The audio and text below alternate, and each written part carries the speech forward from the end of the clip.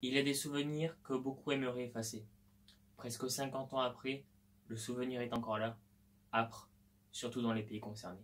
Si l'Hexagone célébrait les premiers titres du FC Nantes en 1973 et la première qualification en Coupe d'Europe aux dépens du FC Barcelone, un club français, l'Amérique latine, elle, pleurait. Pleurait une bien triste rencontre sous forme de propagande, de défilés militaires, d'exécutions sommaires aux dépens d'un vrai match de football. Bonjour à tous les amis, bien écoutez, on va parler d'un match assez particulier puisqu'il s'agit du match Chili-URSS, il y a aussi le match URSS-Chili. Nous sommes pour les qualifications à la Coupe du Monde 1974. C'est un match très intéressant qui va montrer qu'il y a une emprise du pouvoir, de la politique sur le football. C'est un match qui n'est pas très connu mais qui pourtant avait une résonance assez importante dans le football et dans le monde en général sud-américain. À l'aller, le match se joue en URSS, donc l'URSS pour ceux qui ne savent pas c'est l'équivalent plus ou moins de l'ancienne Russie. Les joueurs du Chili partent le 11 septembre 1973. Déjà le départ est compliqué, les joueurs ne savent pas pourquoi. Il faut savoir aussi que les joueurs ont eu de la chance de se qualifier puisqu'ils se sont qualifiés aux dépens du Pérou. Ils ont gagné 2-0 le premier match, perdu 0-2 le second et ils se sont qualifiés sur le match d'appui. Ils ont gagné 2-1. Donc c'est à ce moment-là qu'ils s'envolent pour l'URSS afin de se qualifier pour le mondial. En effet, les joueurs partent de l'hôtel Carrera. Les joueurs entendent des coups de feu, des manifestations violentes, mais pour l'instant ils ne savent pas ce qui va se passer. On en reparlera un petit peu plus tard. Forcément, décalage horaire oblige, fatigue des joueurs, et surtout à l'époque les conditions de transport qui n'étaient pas les mêmes que maintenant. Les joueurs n'arrivent que le 26 septembre, soit 15 jours plus tard, 26 septembre 1973 à Moscou. La seule condition, c'est que les joueurs ne parlent pas de ce qui est en train de se passer au pays. Vous allez comprendre pourquoi. Les joueurs sont très mal reçus par la délégation soviétique. Il faut savoir que les relations diplomatiques entre les deux pays ont été coupées d'un coup, puisqu'un coup d'État vient de se passer. Il y a un des joueurs qui raconte la nourriture était loin de ce qu'on avait demandé, le bus est arrivé en retard, et même le jour où nous devions reconnaître le terrain, donc c'est ce qui se passe en général la veille du match, donc même ce jour-là, le stade a été fermé, les joueurs ont dû sauter par-dessus le mur pour pouvoir s'entraîner. C'est Alfredo Asfura, membre de la délégation chilienne sur place, qui a raconté ce triste événement, en tout cas cette triste réception, bien loin évidemment de la tristesse de ce qui se passait au pays. Certains joueurs du Chili ont même été menacés d'interdiction du territoire sur le territoire donc soviétique, mais évidemment la FIFA intervient, la FIFA n'aurait pas aimé forcément, donc l'URSS décide de se rétracter. Pour la petite anecdote, le match va se disputer au stade Lénine. C'est assez drôle puisqu'en fait Lénine, pour ceux qui ne savent pas, parce que je sais qu'il y en a des plus jeunes etc. qui me regardent, le stade Lénine en tout cas c'était le premier dirigeant soviétique, donc communiste de l'époque de l'URSS. Il faut savoir que les communistes c'est complètement à l'opposé au niveau politique de ce qu'il y avait au Chili. Donc c'est assez drôle de se dire qu'il y a un parallèle qui est fait ce soir-là. Le match va se disputer devant 50 000 personnes, devant 50 000 supporters, puisqu'il n'y a qu'un seul journaliste qui a pu s'introduire, un journaliste chilien. On n'a même pas de caméra, aucune retransmission, on ne sait rien de ce qui s'est passé. On sait simplement que le match s'est soldé par un match nul 0-0, que les Chiliens ont tenu bon pour le match retour. Il faut savoir qu'ils vont même jouer face au futur ballon d'or Oleg Blokin, mais heureusement c'est vrai que j'ai pas noté, mais l'arbitrage était profondément anticommuniste. Il faut savoir qu'à l'époque le monde se scinde quasiment entre deux partis, entre d'une part les pro-capitalistes et les pro-communistes. Donc évidemment, dès qu'un arbitre anticommuniste arbitrait au pays du communisme, eh bien, il y avait une sorte de haine de la part de cet arbitre-là. On a même cette idée-là qui est illustrée dans le livre de Paul Jesse, Stéphane Mourian et Yvan Gasto, donc Histoire politique des Coupes du Monde de football. Donc il précise, c'est une mise en scène métaphorique de l'affrontement et de l'antagonisme, donc c'est-à-dire l'antagonisme c'est la contradiction, le fait que ce soit deux pays différents, donc l'antagonisme entre ces deux pays. Sur le terrain, c'est donc une très bonne opération puisque le Chili maintient le match nul 0-0. Entre-temps, donc il fallait que je précise, j'ai voulu préciser bien ce qui s'est passé au niveau du match aller, mais maintenant on va préciser ce qui s'est passé au Chili. Entre-temps, il faut savoir qu'un coup d'État a eu lieu, c'est le président socialiste, donc soutenu par le camp soviétique, Salvador Allende, donc c'est pour ça qu'on comprend que les relations diplomatiques ont été coupées. Il a été renversé par un coup d'État militaire. Alors certains disent que c'est le coup des Américains, je vous laisse vous faire votre propre avis, ça ne concerne pas le football, mais c'est intéressant de dire qu'il y a eu un coup d'État parce que justement ça explique le match qui aura lieu un peu plus tard. Donc on dit qu'il a été soutenu par les États-Unis, les États-Unis qui vont démentir. although CIA, donc la CIA, did not investigate the coup that ended ANC government on 11 September 1973, it was aware of coup plotting by the military. Donc en fait, ce qui est clair, c'est que selon eux, c'est bien les militaires qui ont fait un coup d'État. C'est un coup d'État militaire orchestré par le général Pinochet, le général Agustín Pinochet. D'ailleurs, à ce moment-là, c'est une révolution, ou en tout cas un coup d'État violent qui va même mener à la mort du président, qui va se suicider dans son palais. Qui dit coup d'État dit généralement dictature qui est mise en place, qui dit dictature dit liberté qui sont complètement privées, et le stade va servir de camp de rétention, de concentration presque. Oui, un camp de concentration tout simplement pour les opposants au régime, souvent ceux qui soutenaient l'ancien régime. C'est même le stade de la finale de la Coupe du Monde 62, les stadions nationaux, qui va servir de camp géant pour les opposants au régime. C'est tragique de se dire que seulement 11 ans plus tôt, une finale de Coupe du Monde se disputait.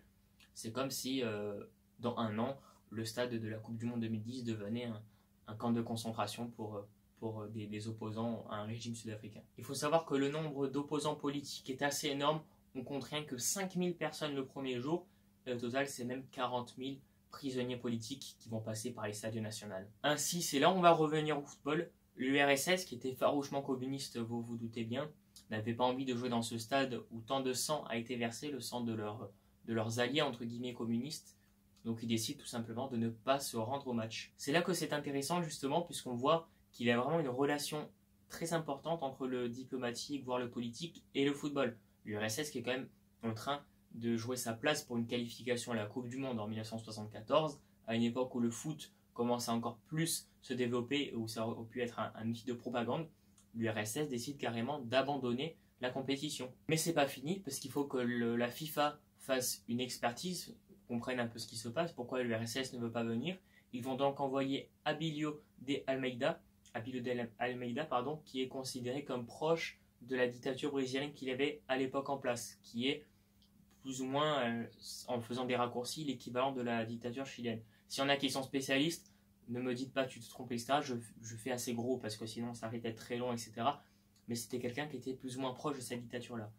Donc il va noter dans son rapport, normal, voilà, tout était redevenu normal, les gens avaient l'air heureux, les magasins étaient ouverts. Il faut savoir qu'entre-temps, l'État du Chili et la Fédération chilienne avaient décidé de nettoyer entre guillemets le stade pour qu'on ne retrouve pas les traces de ces horreurs qui ont été commises quelques jours plus tôt. La FIFA décide qu'il n'y a aucune contre-indication à l'idée de jouer, donc tout simplement le match est maintenu. En revanche, l'URSS décide que non, ils ne vont pas aller se rendre dans ce stade où d'autres dirigeants communistes et autres personnes proches du communisme ont été tués. Ils décident de ne pas s'y rendre. Défaite sur tapis vert 0-2, mais ce n'est pas terminé malheureusement. Forcément, ça rappelle un petit peu la plupart des régimes totalitaires. Évidemment, ça se passait aussi en URSS, c'était aussi dégueulasse en URSS, comme tous les régimes totalitaires, c'est pas foufou. Pinochet décide de maintenir le match qui va se jouer devant quand même pas moins de 18 000 personnes, puisque le stade a été nettoyé entre temps, donc il va se jouer devant pas loin de 18 000 personnes. Les 11 joueurs vont décider de jouer le match, sauf qu'avant le match, un défilé militaire sous forme de dictature, de propagande, va être mis en place, et les joueurs et les supporters d'ailleurs vont aussi assister à ce défilé. Petite anecdote, eh bien, on va donner le coup de sifflet, le coup d'envoi va être donné, et ces deux joueurs qui vont être opposants au régime, qui vont être impliqués sur le seul but de la rencontre, c'est Francisco Valdés et Carlos Casesli. Donc l'un va marquer, l'autre va délivrer la passe décisive, les deux vont tout simplement célébrer devant la tribune vide, comme pour dire à cette place-là, à cet endroit-là, il y avait des gens qui ont été tués. Ils vont décider de célébrer à cet endroit-là, c'est un message fort, un signe fort. Et pour l'anecdote, Carlos Casesli aurait pu ne pas disputer le match aller, pas pour des raisons politiques, tout simplement parce que sur son visa, les personnes ne le reconnaissaient pas. Ainsi, malheureusement, la famille du capitaine a été torturée par Pinochet, puisque en plus de ça, Carlos Casesli a refusé de serrer la main au général au moment de la qualification. À l'issue de ça, un deuxième match va se disputer, un vrai match, un match officiel. Il va se disputer face à Santos, une équipe brésilienne. Le score est inconnu. En Coupe du Monde, donc le Chili va forcément s'y qualifier. Eh bien, ils vont être éliminés en phase de poule avec une défaite et 2 matchs nuls. Des matchs qui ont été disputés notamment face à la RFA et la RDA, Allemagne de l'Ouest, Allemagne de l'Est. Il y a d'ailleurs Carlos Casesli qui va s'opposer à l'idée de jouer face à la RFA, la République fédérale allemande, qui est le camp ouest, la partie ouest, l'Allemagne de l'Ouest, qui est gouvernée, dirigée par le camp capitaliste.